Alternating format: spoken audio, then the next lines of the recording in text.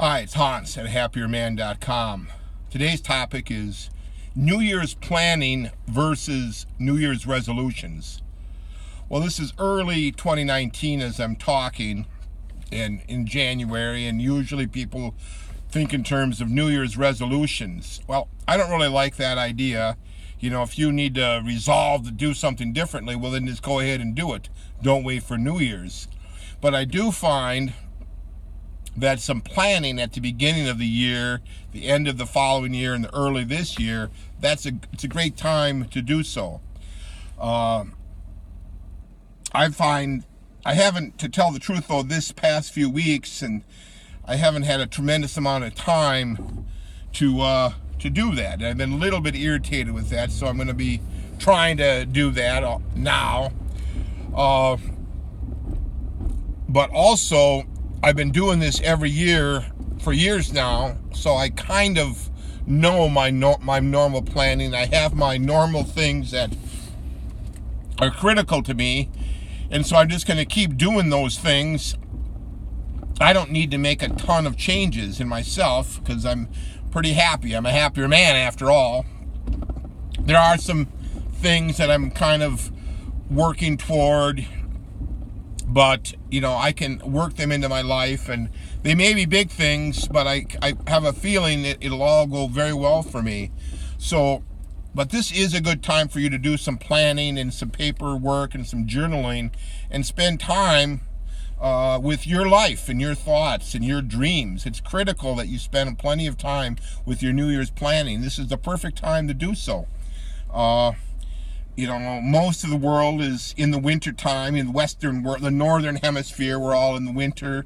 There's not as much going on now that the holidays are over. You're not doing so much of that holiday stuff, and a lot of you, from the holiday stuff, you're way too busy, in the weeks leading up to Christmas and New Year's, and then you're really busy in the holidays, and then usually you get sick.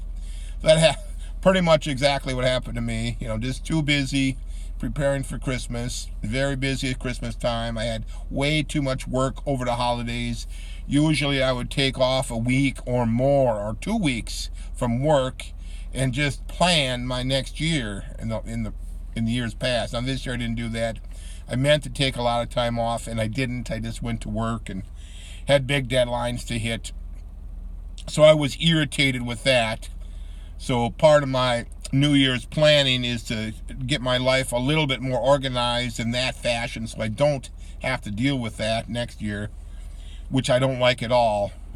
I was very frustrated and irritated having to work so much over Christmas, because the Christmas time is a beautiful time to just to enjoy it and not be working a normal job, 9 to 5 or 7 to 5 or 7 to 7, which is what I was doing. So anyway, New Year's planning versus New Year's resolutions. Well, like I said, resolutions aren't good, because you should be, if you have bad habits you want to quit, you should start on that path immediately. Not resolve to fix them at New Year's, resolve to fix them immediately. But the planning is good. This is the time, usually if you have time to reflect, on the weekends, spend some time, go to the coffee shops with your pad and your backpack and your pen, and do some planning and some writing, and try to figure out what would make you happier. What's a little bit amiss in your life and you should try to get away from. What if you have big problems? Well, how else are you going to identify those big problems and what to do without them, without you doing some serious thinking? That's that's my 3-step system. Is step 1, getting your mind right, and your mind right takes journaling and writing and thinking and planning. Your life will go up, up, up. The more you plan for it to go up. It'll go farther, farther down the less you plan. The less effort you make toward your own life, and the planning out of how good it can be, the worse it can be. So you get what I mean? Plan your life for success. Certainly, if you have major problems, this is probably the year you should do something about it.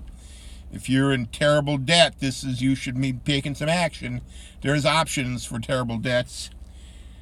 If you've got a bad relationship, there's options to get out of bad relationships. Watch out for my book. It's coming out soon. If you have some bad habits you want to quit, this is the time. Make the plans. How are you going to quit that? The bad drugs. The bad drugs will kill you. The overeating will kill you. The over-drinking will kill you. All those things, the normal bad habits, the smoking, the drinking, the drugging, the eating, those are bad habits you need to quit. You need to cut back and modify your life and get back on the right path. And this is all for people I know, myself included with the eating.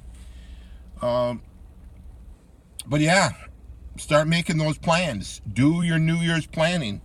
Spend the rest of January planning. And at some point your plans will start, you'll do enough writing where things will start to come together, and you say, oh, I know what I have to do. But until you start writing and planning, you're not going to know what to do.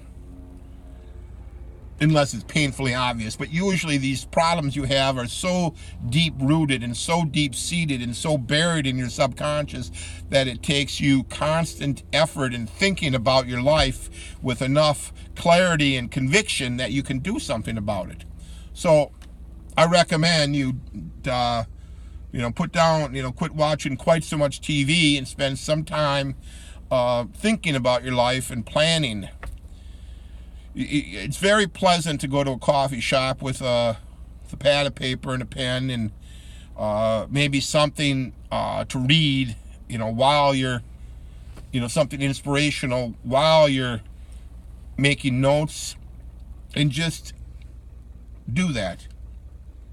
This is your life we're talking about.